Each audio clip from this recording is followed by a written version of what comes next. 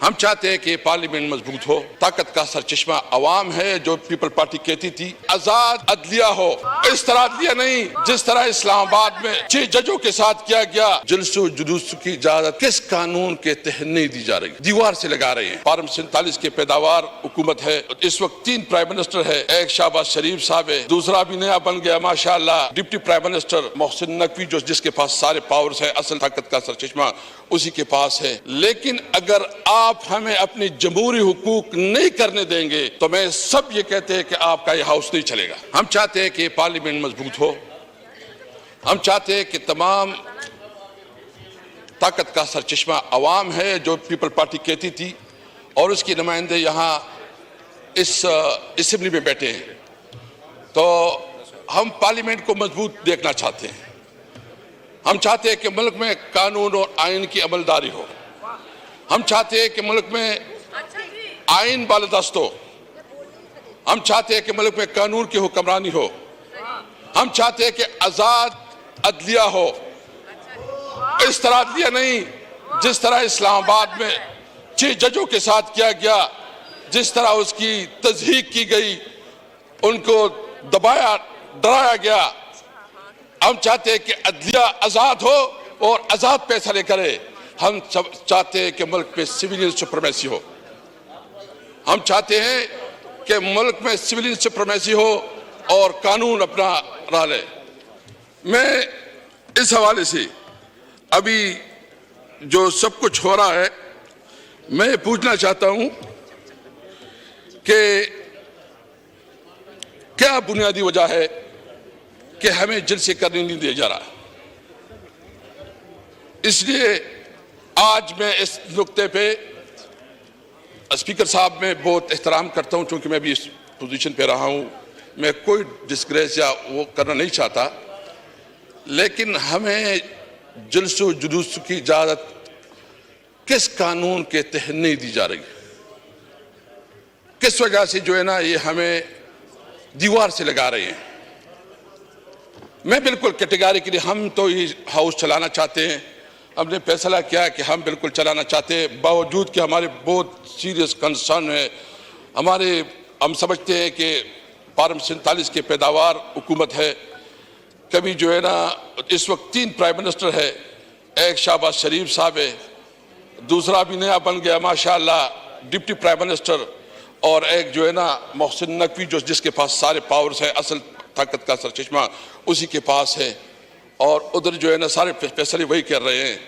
लेकिन इसके बावजूद हम चाह रहे हैं कि हाउस चले।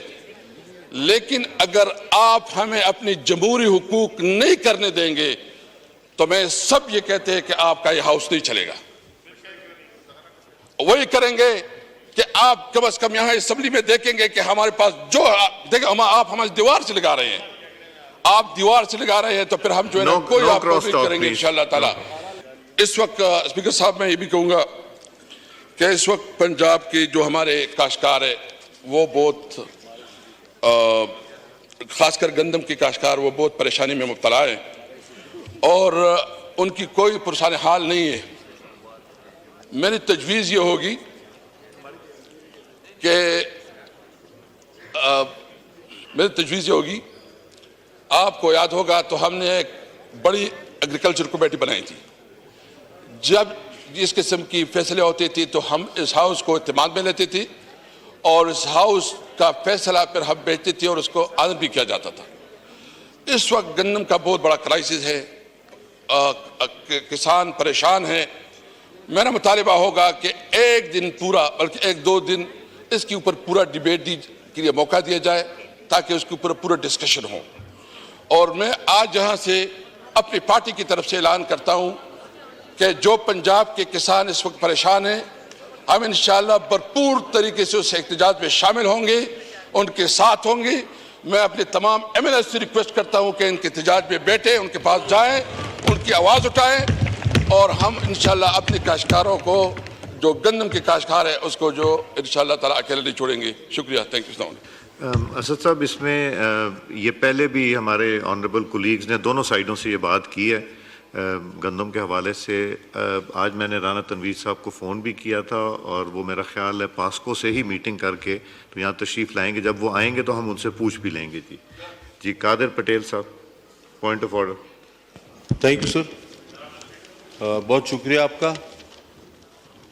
जो गुफ्तगू हुई उसी के तनाजुर में मैं चंद गुजारिशात पेश करना चाहूँगा।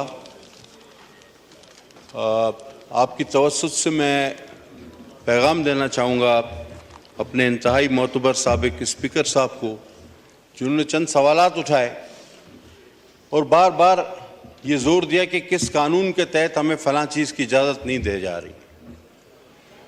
तो मैं ये अर्ज़ करूँगा कि जनाब, ये वही कानून है जब हम आपके दफ्तर के बाहर सारी सारी रात बैठे रहते थे बशमूल ख़वातीन के, और प्रोडक्शन आर्डर जारी नहीं होता था। आप पिछले दरवाजे से निकलकर चले जाते थे, हमें पता चलता था स्पीकर साहब चले गए।